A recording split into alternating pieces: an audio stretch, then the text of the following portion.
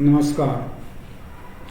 आज 29 मार्च मंगलवार को कर्नाटक के बेंगलुरु शहर से आपसे इस माध्यम से इस तरह अभिमुख हो ये उपस्थित बदकही वस्तुतः एक प्रकाश्य पुस्तक के पूर्वानुमोदन का आग्रह। संभव है ये बातचीत उस पोथी का प्रेफेस या पूर्ववाक बन जाए।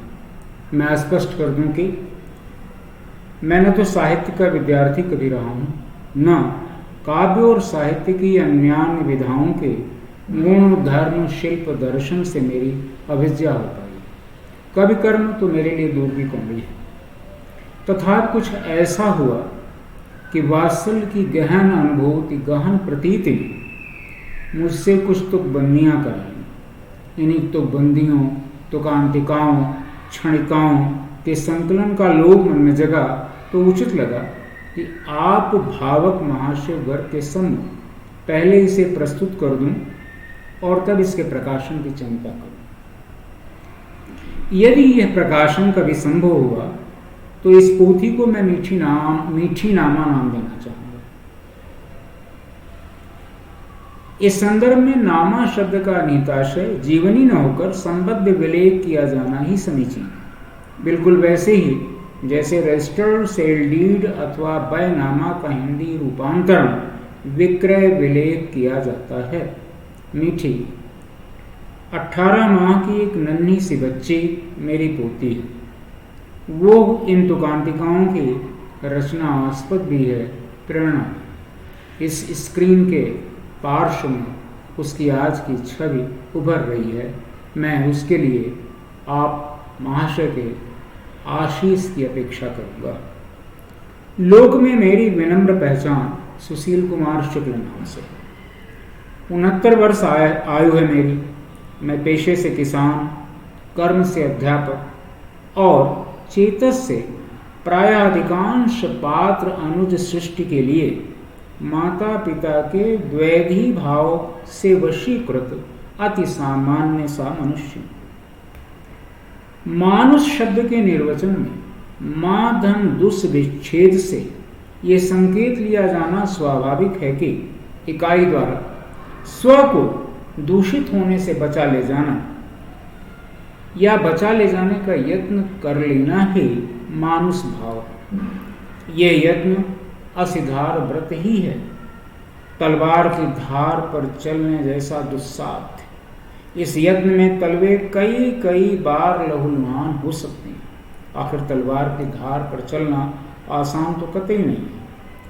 तो अब मुझे आपसे अपनी बात करनी है। मेरे भीतर का मानुष इस मादुस आदर्श से निरंतर प्रेरित रहा है, पर हिमालय जैसा ऊंचा यह आदर्श मेरे जैसे अल्प प्राण के लिए भूमि परा गई चाहत आकाशा जैसा असाध्य साधन ही रहा।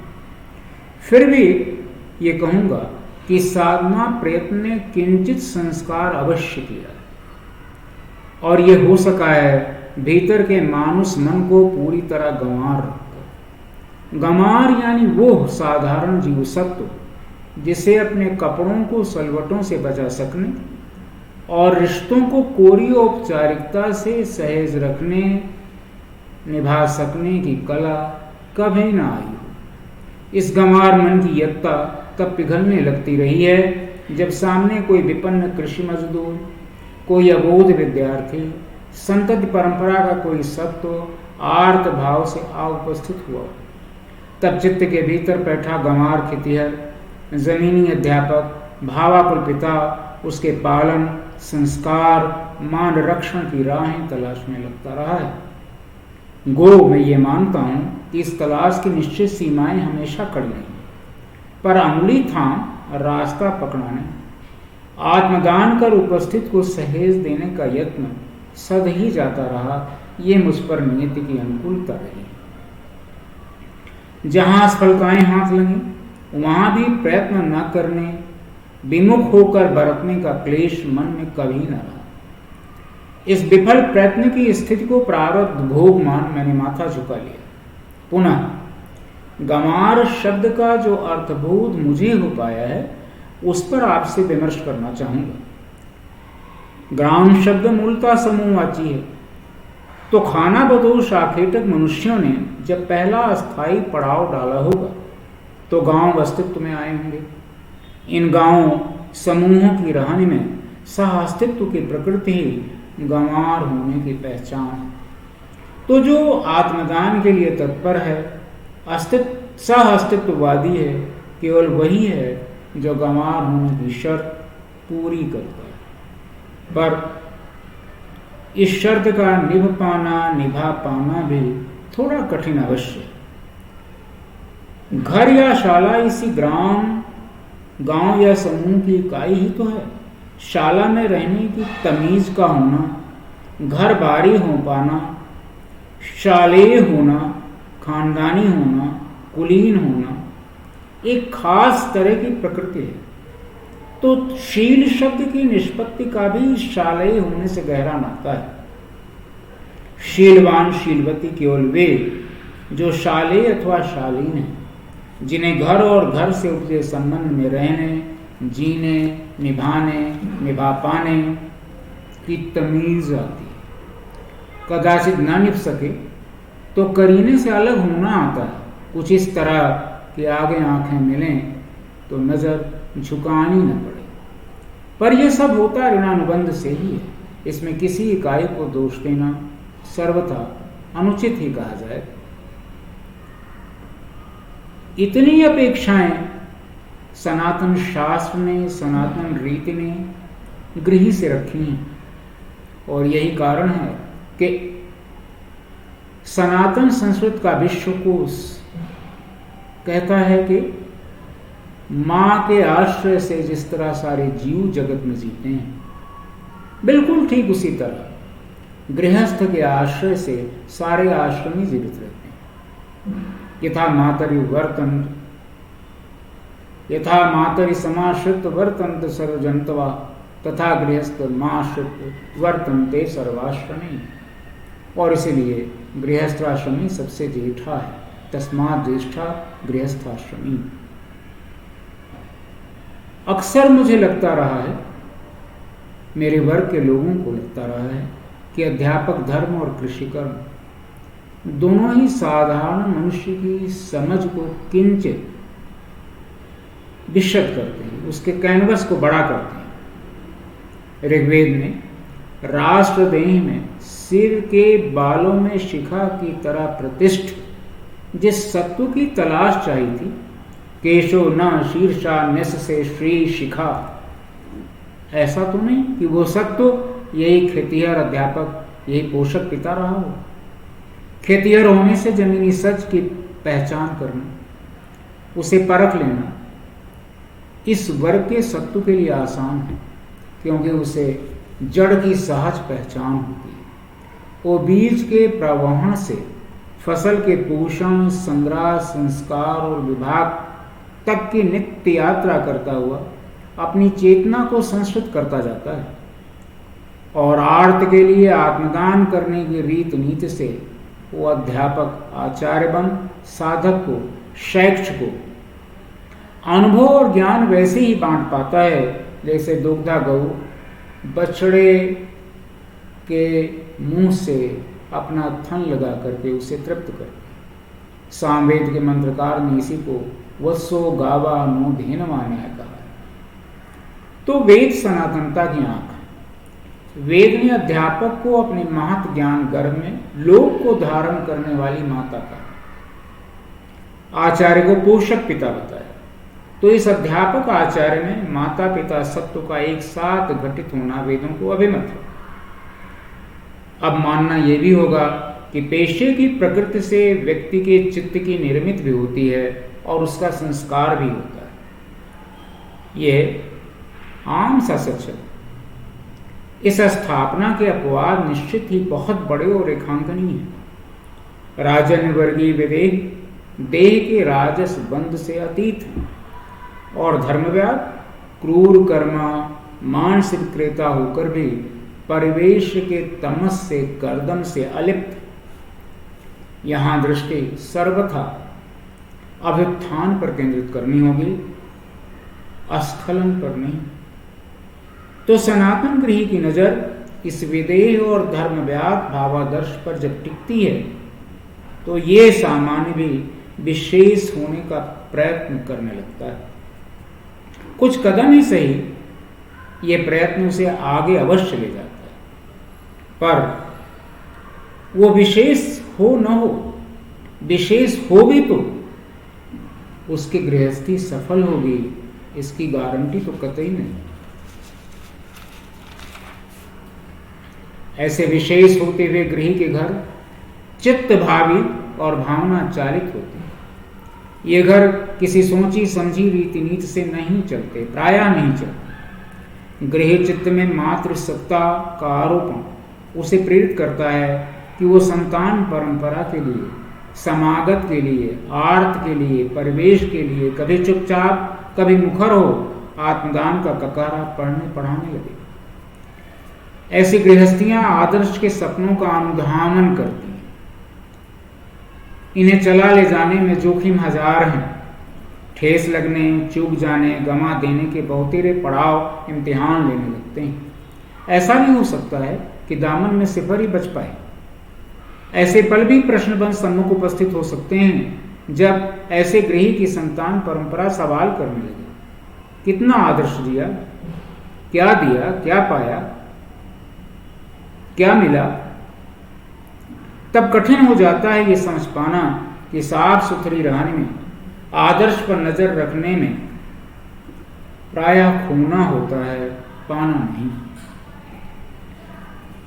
समानांतर चलने वाले आज के दिमागी गृहस्थों के घर में भावना दासी बनी खड़ी रहती है। यहाँ घर का संचालन खूब जोड़ी गांठी गई गणित से होता है।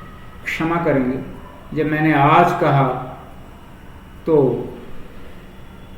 ये अपवाद ही है। आज भी महामानव गृह हैं, पर समूह से धारणा बनती है। तो मैं अपनी बात शायद स्पष्ट कर सका हूं। मैं ये कहना चाहूंगा कि ऐसे दिमागी घरों में गृहस्थी सुनिश्चित जोड़ी गांठी गई गणित से चलती है, जहां 2 दूना 4 ही होता है, न कम न ज्यादा। इस वर्ग के सफल गृही अक्सर भावना चालित घरों के मुखिया पर अकारण सवाल खड़े करते रहते हैं। और इसने अपना कमाया धन कहाँ लगाया, क्या किया, कर्जे क्यों लिए, क्यों वो कर्जे में डूबा हुआ है, इसका कुछ दिखाई क्यों नहीं पड़ा। ऐसे सवाल इसलिए हैं कि वे आत्मदानी गृह को समझ ही नहीं सकते। इसलिए भी कि उनके द्वारा नीत घरों में संबंधों के मूल नियत होते हैं। ऊपर से संबंधों की सारी बुनावट सजावट वहां भी आत्मीय से दिखती है, पर भीतर ही भीतर प्रत्येक इकाई के अपने अपने दुई पुगे रहते हैं। थोड़े में कहना चाहूं तो भावित घर ट्रस्टीमैनशिप से और दिमागी घर बिजनेसमैनशिप के मानक से चलाए जाते हैं। इस बिजनेसमैनशिप ने ही विश्व समाजों में न्यूक्लियर फैमिली और इनलाज कॉन्सेप्ट को जन्म दिया है, जहां काम निकलने तक उपस्थित का इस्तेमाल होना और जूती की नोक पर रिश्तों को रखा जाना बिना सिखाए ही घुट्टी में रच बस जाता है। इससे बिल्कुल अलग सनातन चेतस के अपने गृह पाठ हैं, क्योंकि उस गृह के चित्त में मातृसत्ता का आरोपण हो चुका है। उन घरों में संबंध प्रकृत होते हैं, वे संबंध कानून से नहीं प्रारब्ध से बनते हैं। उनमें सहजता होती है, विश्वास होता है, प्रीति, प्रणय, वात्सल्य, तटस्थता भी, खिंचाव, तनाव सब कुछ होता है, लेकिन ऋणानुबंध न्याय से चलता है। वहां भी टूटता जुड़ता है।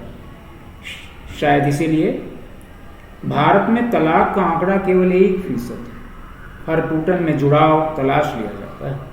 सनातन भावना मूल गृह के घर टूटते जुड़ते ही सही चलते जाते हैं,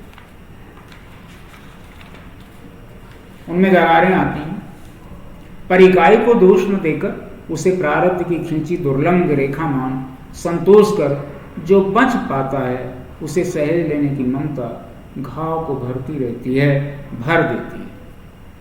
निष्कर्ष ये कि ईश्वर के घरों में गृहस्थी का परम मूल्य है परंपरा यानी संतान और सुचिंतित आदर्शों का अनुधान। संतान वो जो देह से, वाणी से और संबंध व्यवहार से जन्म लेती है। वासिष्ठ धर्म सूत्र ने जिस वाक्य संतति परंपरा की बात की है उसका अर्थबोध इसी वर्ग के गृही को हो पाता है। ये वो गृही है जो कृषिकर है, खेतिहर है और ये होने से अपनी ममता का आत्यंतिक विस्तार कर पाया। इसकी फसलें, इसके शस्य, वृक्ष, पशु, पड़ोस, परिवेश, जवार, पदार्थ, संबंध सब के सब इसके पोष्य हो जाते हैं। पृथक अर्थों में उसकी संतान बन खड़े होते हैं। वो इन सब के लिए अपना मान और अपना स्वत्व त्यागने को सदैव तत्पर रहता है। बदले में प्रायः उसे बड़ा आदर, बड़ा मान मिलता है तो कभी कभी ठग लिए जाने, अपमानित किए जाने की अचूक अवसर भी आ खड़े होते हैं। पर इस अपमान के भय से, ठग लिए जाने के भय से आदर्श का अनुधावन तो छोड़ा नहीं जा सकता। जैसे मृत्यु भय से जीवन की आशा छोड़ी नहीं जाती। रहीमन आप ठगाइए और न ठगिए को। तो संतान परंपरा इस प्रथम वर्ग के गृही के लिए परासत्ता का परम प्रसाद। आदि शंकर से मंडन मिश्र के यहाँ देवी भारती द्वारा किए गए प्रश्नों में एक प्रश्न ये भी था, लोक में पूर्णता कहीं है, कौन है वो जो पूर्ण है? इस बाल योगी ने जवाब में कहा था, वो जो प्रजावान। तो सनातनता परंपरा के विस्तार को मूल्य देने के नाते गृहस्थ को महनीय बताती है। इस वर्ग का गृह कुल न्यास का न्यासी मात्र है। मोहम्मदीय पंथ का आगम ग्रंथ कुरान मजीद अल्लाह ताला की बख्शी हुई नेमतों में औलाद को सबसे ऊपर रखता है। उससे भी ऊपर इस बात को कि औलाद का साथ मिले। सनातनता में देखें, वेदव्यास 28वें अवतारी हैं। उनके विरागे पुत्र शुकदेव उपबीती होते ही जंगल की ओर चल पड़ते हैं। वेदव्यास पुत्र का अनुधावन कर उन्हें लौटा लाने की मंशा से पीछे पीछे टेर लगाते जाते हैं। उनके रोम रोम से हा पुत्र की करुण पुकार फूट रही। समूची सृष्टि इस करुणा गलित पुकार से आप्यायित हो उठती। चेतन अकुला उठते हैं। जड वृक्ष भी व्यास की टेर में अपना स्वर मिला हा पुत्र टेरने लगते। तो इस भावाकुल पिता व्यास के लिए इस संतान का होना और उसका साथ होना दोनों बड़े मूल्य। यह कथा बताती है कि अवतारी का भी प्रारब्ध है और प्रारब्ध के अपने खेल। शुकदेव प्राकृत शिशु नहीं है। ऐसे देव शिशु लोक नीति की अंगुली पकड़ भवितव्य के स्वतः प्रकाशित पथ पर आगे बढ़ लेते हैं। घर संस्था बहुत पीछे छूट जाती है। घरवारी संबंध तंतु अनुग बन जाते हैं, पीछे चलने लगते हैं। ऐसे महाप्राण शिशुओं के पुराण संदर्भ कई हैं और सब के सब स्पृहणीय हैं। दुस्साह काराबंध में अवतरित शिशु धारासार बरसाती तूफानी रात के निबिड़ अंधेरे में कोने में फेंके गए पुराने सूप में डाला जाकर चुपके से नदी पार उतारा जाता है। सायास गुमनाम रखा जाता है क्योंकि विरोधी आंसू सत्ता उसे नष्ट करने को उद्यत है, सतर्क है। बदले में सद्योजात कन्या जिसे जन्म देने वालों ने भरांक देखा भी नहीं है, बलिदान के लिए प्रस्तुत कर दी जाती है। यह बलिदान निहित स्वार्थ का नहीं है, मानवता की रक्षा का है। नियत इन दोनों शिशुओं को अपनी तरह से आगे बढ़ा ले जाती है। एक कुरुक्षेत्र का विराट नायक बन व्यक्तित्व के प्रकर्ष को प्राप्त करता है, तो दूसरी विंध्यारण्य से महिषमंडल और कुमारी अंतरीप तक भारतवर्ष के तमाम दक्षिणावर्त भूप्रदेश में आसुर सत्ता का दलन कर अधीश्वरी बन उभरती है। वो कुमारिका है तथा उसे आब्रह्म कीटजन्य होने का सौभाग्य प्राप्त है। वो आंध्र शबर पुलिंद जैसी हाशिए की बंचर जातियों, गांव गोठ के लौकिक पूजकों से लेकर शाक्त शांभव दर्शन सरणियों की साधना प्रतिष्ठा के अधिष्ठात्र है। वो स्त्रीत्व की मान प्रतिष्ठा करती है। उसका पिता धरती पर है, पर पिता के साल्प भाग्य में यह कन्या संतान है तो, पर इसके पोषण पालन रक्षण दर्शन का सुख नहीं है, क्योंकि किसी सूर्य गोलक को कपड़े की ओट से छिपाया जाना संभव नहीं। इस स्मृति में एक और महाप्राण देवशिशु। पौराणिकों ने द्वारका जैसे सुरक्षित कोट से षष्ठी पूजन की पूर्व संध्या पर उसका चुराया जाना लिखा है। पितृज्येष्ठ और समर्थ पिता ढूंढते रह जाते हैं।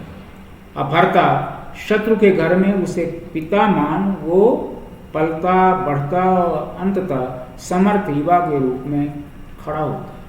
पालिका धाय उसे सचेत करती है। जिसे तुम पिता मानते हो वही आतताई है, तुम्हारे हाथ से तुम्हारे पिता का वध कराना चाहता है। उसने अपने जन्मदाता के बारे में धाय से जो सुना है उसको गुनता है, मथता है और अंततः आतताई का वध कर उपकारणी धाय को विधिवत ब्याह कर विजेता युवा बन घर लौटता है। ये द्वारका गृह क्षेत्र का अगला न्यासी है। ये रुक्मिणी की कोख से जन्मा श्री कृष्ण का जेठा पुत्र है। ये वो है जो वैष्णव पांचरात रागम के चातुर्व्यूह दर्शन वृत्तांत का आस्पद अंग है, प्रद्युम्न। तो भवितव्य के ऐसे निराले खेल इन देव शिशुओं को प्रतिष्ठ करने के हेतु बनते हैं। ये लौकिक में अलौकिक का मूर्तन है, सामान्य में देवसत्व की अनगूंज है। विषम परिस्थिति में राह तलाश अपने को सिद्ध कर ले जाने वाले हर शिशु इन्हीं अर्थों में देव शिशु जो हर युग खंड में अवतरित होते हैं। बस एक अन्वेषी नजरिए की जरूरत है। ध्यान दीजिए, जड़ चेतन में जहां भी शैशो है वहां महसूसी जा सके ऐसी दिव्यता स्वतः भाषित, स्वतः विद्यमान दिखती है। ईश्वर के निर्मल उद्घाटित अनावृत रूप के दर्शन करने, ईश्वरीय सौंदर्य के दर्शन करने में तो किसी भी योनि में जन्मे शिशु की बाल केल देखिए। शिशुता सर्वथा लाल्य, नमस्य, स्पृहणी और अभिवंद ही दिखेगी। तो शिशुता का ऐसा ही दुर्निवार आकर्षण मेरी इस कृति का हेतु है। लंबे 11 वर्षों की सतत प्रतीक्षा के बाद अपने माता पिता की पहली संतान मेरी पोती मीठी मेरे पितृकुल में 74 वर्ष बाद जन्मी कन्या है। इसकी शिशुता की अपरिमेय मिठास, आत्यांतिक माधुर्य के चलते कन्या का पिता मेरा जेठा पुत्र प्रमेय मनु इसे मीठी कहते हैं। माता ने इसका नाम सानिका रखा है। गूगल ज्ञानकोश सानिका का अर्थ लक्ष्मी करते हैं। आचार्य राशि नाम शोधन कर इसे गुणेश्वरी संज्ञा देते हैं। मेरे कुल को बच्ची के ये सारे नाम स्वीकार है। मेरे कुल पुरोहित सांकृत गोत्र देव सुधाकर इस कन्या को कुल के जप अनुष्ठान व्रत की ईश स्वीकृति कहते हैं। तो अद्यावधि 84 लाख योनियों में देह धारण कर अवतरित हुई सृष्टि की समग्र कन्या सत्व मातृका सत्ता को समर्पित स्फुट शब्दांजलि है ये कृति। इसी नाते ये प्राकृत जन गुणगान ही नहीं है। मैं भाग्यशाली हूं कि मुझे ये भावबोध परंपरा से मिला हुआ है। मेरा ननिहाल अवध के सुल्तानपुर जनपद में। मेरी पूर्व पीढ़ी के सुल्तानपुर क्षेत्र के भोले गंवार गृही संतानों के बारे में प्रश्न किए जाने पर कन्याओं के विषय में बताते हुए उन्हें भवानी ही कहते थे। समूचे अवध में कन्याएं आज भी कुल ज्येष्ठों का चरण नहीं छूती, उन्हें यह संस्कार नहीं दिया गया। सारे अवध में कन्याओं से पैर छुआने की परिपाटी नहीं है, क्योंकि वे भवानी हैं, भावात्मिका हैं, इसलिए आदरास्पदा हैं और स्नेह भाजन ही हो सकती है। मुझे खूब स्मरण है मेरी पितामह पीढ़ी अपनी यात्राओं में, जो प्रायः हाथी घोड़े या पैदल होती थी, उन गांवों के कुओं का जल भी ग्रहण नहीं करते थे जहां अपने गांव के किसी कुल की कोई कन्या कभी ब्याही गई। कन्या मान्य थी, मान्य होने से ब्राह्मण थी। उसका कुल क्या है, सद है, वो SC ST वर्ग से है, स्ववर्ग से है, इसका भेद नहीं किया जाता। गांव के किसी भी कुल की कोई ब्याहता बेटी मायके आई हो और गांव घर के अन्य कुलों में स्त्रियों से मिलने जाए तो ये ख्याल बिल्कुल रखा जाता था कि जाते समय उसके आंचल में एक सेई चावल, एक भेली गुड़ और कुछ द्रव्य दक्षिणा अवश्य डाली जाए। ये आशीर्वादात्मक व्यवहार जुड़ाव प्रदर्शन की परिपाटी मात्र थी। मीठी का आगमन मेरे जिस कुल में हुआ है उसकी वंशवेल की कुछ पीढ़ियों का मुझे स्मरण। पंचगौड़ांतर्गत कानकुब्जक विप्रवंश के सारो या सरयू पारिण पंच प्रवरात्मक यजुर्वेदिन शुक्ल कुल में बस्ती जनपद के लखनौरा अभिजन पीठ से सिप्टा, बेलारे अथवा बिल्वारण्य शुक्ल गांव से आगे बढ़ती हुई मेरी कुल परंपरा गोंडा जनपद के बूढ़ा पायर, बगनी पायर परगनों में फैली।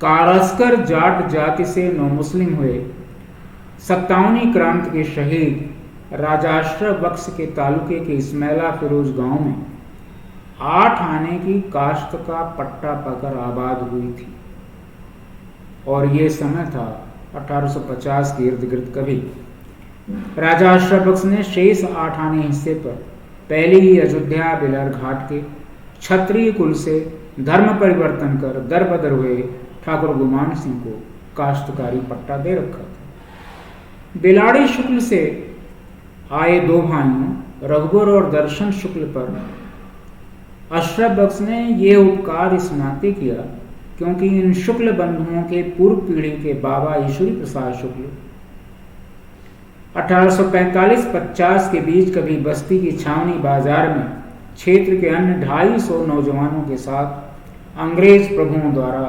आज़ादी की अलख जगाने के प्रयत्न अपराध में पीपल के पेड़ से फंदे लटका फांसी पर चढ़ा दिए गए थे। अशरफ बख्श स्वयं अंग्रेजी राज के धुर विरोधी थे। इस मेला आने वाले पंडित रघुबर शुक्ल के पुत्र गणेश प्रसाद शुक्ल ईस्वी 1873 में अपनी गृहस्थी संभाल रहे। इस वक्त गणेश प्रसाद शुक्ल की उत्तर पीढ़ी में पंडित शिव शरण शुक्ल हुए, पर गणेश प्रसाद और शिव शरण शुक्ल के बीच की संबंध कड़ी धुंधली है। शिव शरण शुक्ल की पत्नी श्रीमती प्राण देवी से पंडित रामदास शुक्ल हुए। रामदास की पत्नी हरिकुंवर से पंडित शांति स्वरूप शुक्ल और पंडित शांति स्वरूप शुक्ल की पत्नी पुष्पा देवी शुक्ल से मुझ सुशील कुमार शुक्ल का जन्म। मेरी पत्नी श्रीमती आभा से हमारे जेठे पुत्र हुए अप्रमेय और उनकी पत्नी श्रीमती गरिमा से मीठी, सानिका, गुणेश्वरी हमें प्राप्त हुई। ज्ञात वंशानुक्रम की 8वीं पीढ़ी की जेठी संतान है यह प्रमेय पुत्री मीठी। तो मीठी जिन तो बंदियों के संभावित संकलन की आस्पद और प्रेरणा है वे पूरी तरह सायास हैं, ये कहने में मुझे कतई कोई संकोच नहीं। मुझे ऐसा लगता है कि तुकबंदियां सायास ही होती रही हैं, उनमें महत् कवित्व की तलाश बेमानी सा है। तथापि ऐसे प्रयत्न साधन भी भावना घटक प्रधान ही होते हैं।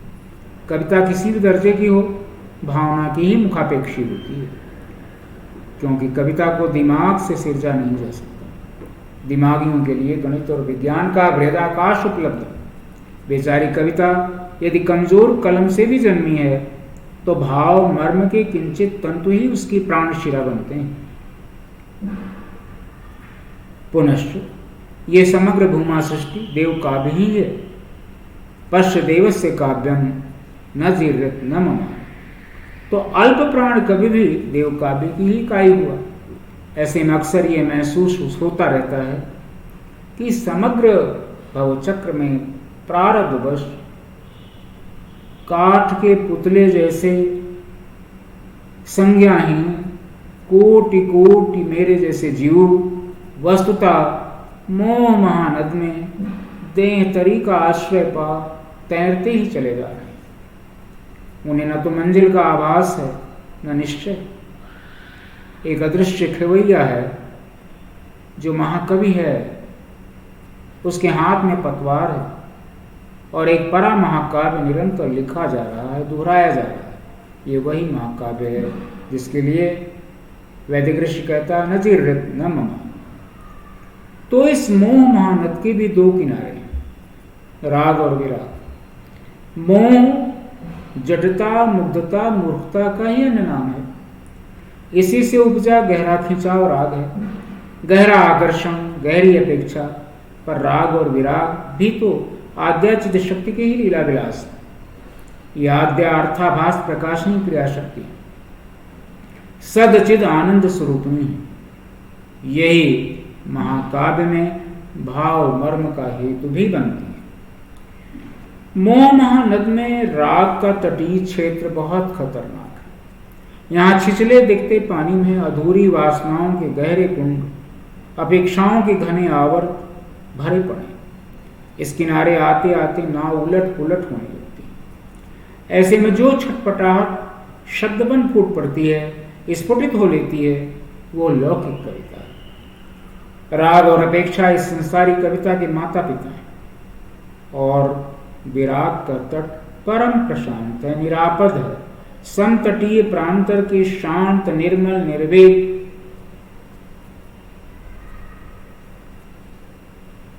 अनुकूलन में स्थिर जल है। वहां कर्दम नहीं, उत्पात नहीं, आवर्त नहीं। अनवरत संतरण से आत्मलीन हो संस्कृत हो चुकी भाग्यशाली कठपुतलियां इस तट पर उतारी जाती हैं, उतरती हैं।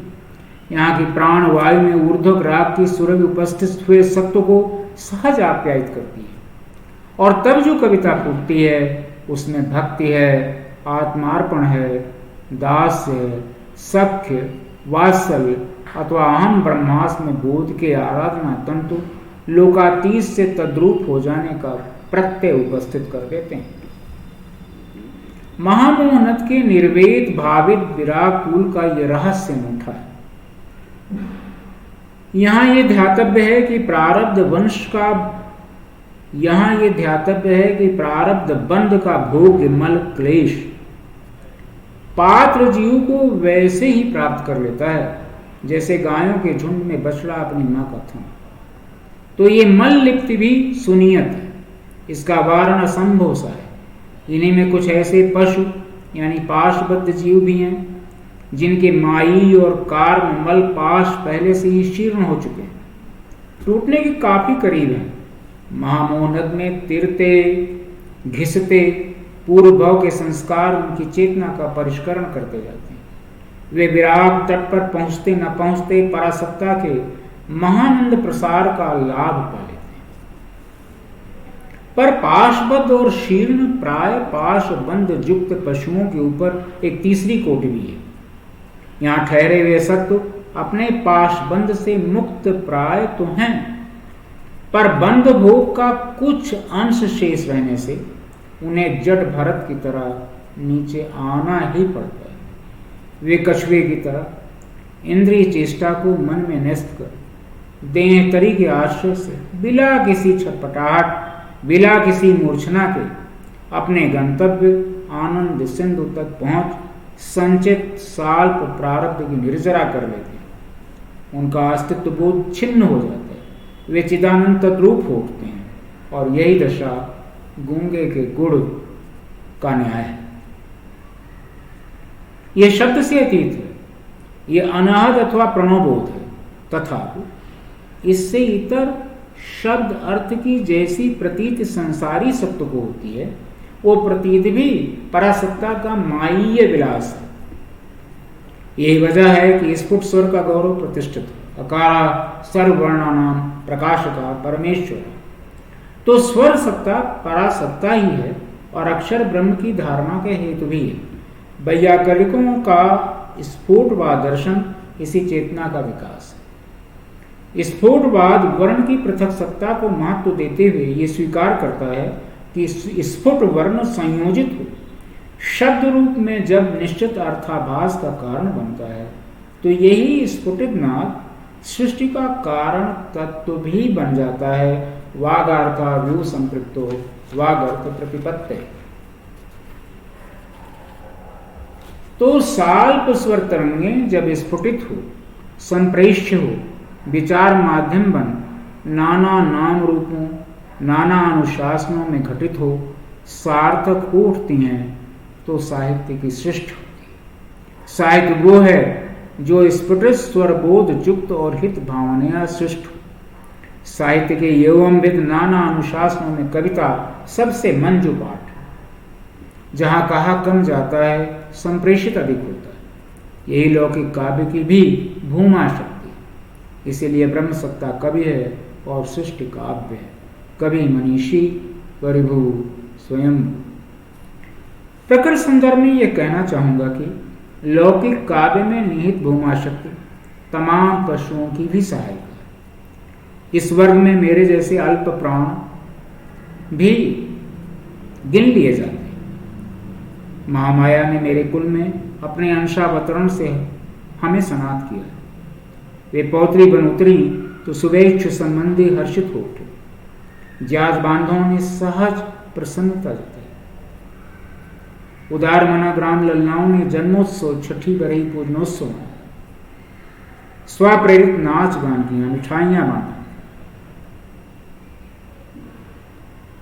जहां मेरा तात्कालिक आवास था, वहां मेरे आत्मीय प्रतिवेशी हर्षित हुए, आशीर्वाद लिखा।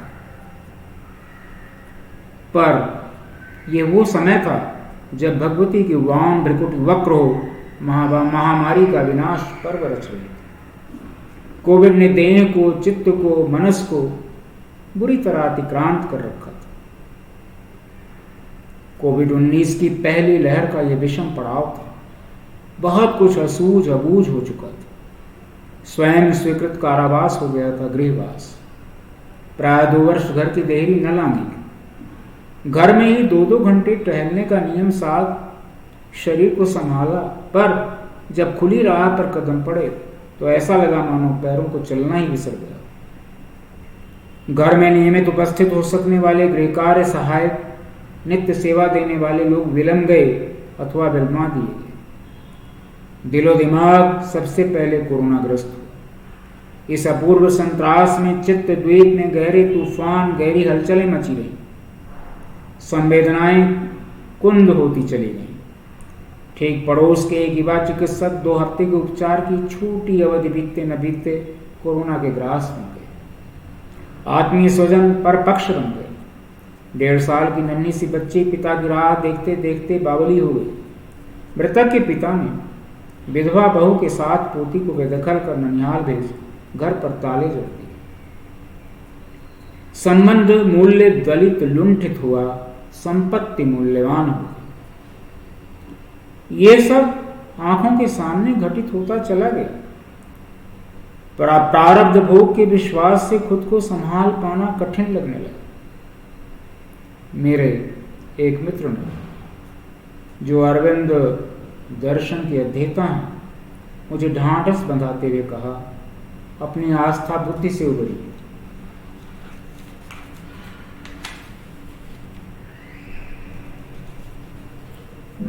पल पल अयोध्या से राम का निर्वासन घटित होता चला। मन प्राण अकुला उठे।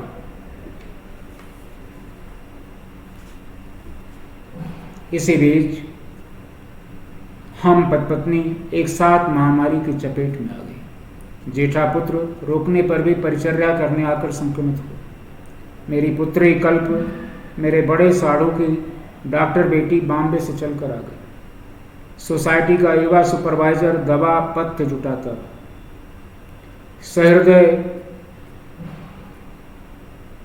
प्रतिवेशी समूह ने सहयोग में पूरी सदाशयता बरती। जहां परिवेश में रिश्तों के नकाब उतर रहे थे, जहां अंतिम यात्रा के लिए न कंधे जुट पाते थे न वहीं चतुर्दिक के गहन तमस में ये वे प्रकाश स्तंभ थे जो अडिग खड़े रहे। इनके नाम गिनाने का अपराध कर इनके प्रति महसूसी गई कृतज्ञता का अपमान करना है।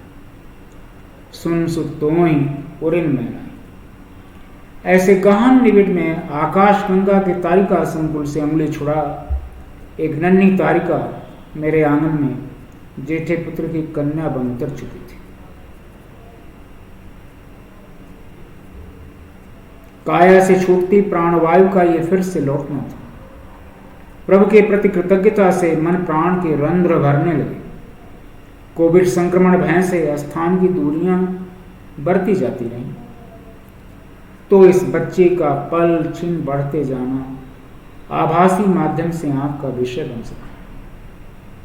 उसकी बाल छवि ने चित्त को जिस जिस भावलोक में जब जब जहां जहां पृथक धरात्मों पर पहुंचाया, वहां जो शब्द स्फुटित हो सके, जो तुक बन सका, उन्हीं का संकलन हो सकता है ये मीठी नाम।